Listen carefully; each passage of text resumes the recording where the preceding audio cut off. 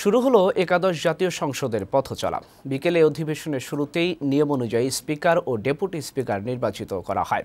দ্বিতীয় কোনো প্রস্তাব না থাকায় সর্বসম্মতভাবে টানা তৃতীয়বারের মতো স্পিকার নির্বাচিত হন ডক্টর শিরিন শারমিন চৌধুরী। বিনা প্রতিদ্বন্দ্বিতায় দ্বিতীয়বারের মতো ডেপুটি স্পিকার নির্বাচিত হন ফজলে রাব্বি মিয়া। পরে সংসদ ভবনে রাষ্ট্রপতি আব্দুল হামিদ তাদের শপথ পড়ান। সন্ধ্যায় রাষ্ট্রপতি সংসদে ভাষণ দেবেন। বিস্তারিত জানাচ্ছেন কাজী বাপ্পা।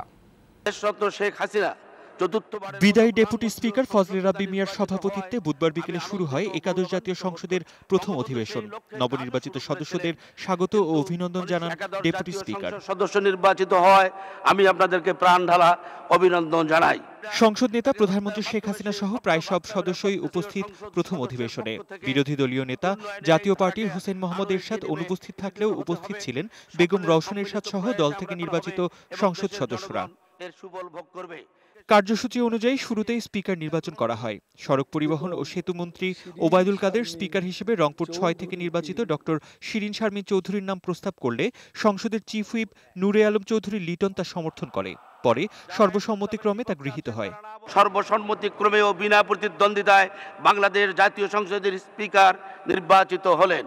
স্পিকার নির্বাচন শেষে অধিবেশনে ২০ মিনিটের বিরতি দেওয়া হয়। এ সময় সংসদ ভবনে রাষ্ট্রপতি কক্ষে নবনির্বাচিত স্পিকার ডক্টর শিরিন শারমিন চৌধুরীকে শপথ বাক্য পাঠ করান রাষ্ট্রপতি আব্দুল হামিদ। পরে তাকে ফুল দিয়ে অভিনন্দন জানান রাষ্ট্রপতি।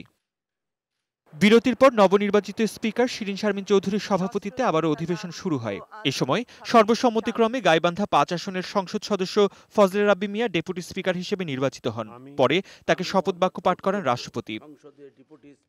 এর আগেই সংসদ নেতা সংসদের চিফ হুইপ ও সরকারি দলের ৬ জন হুইপ মনোনীত করেন।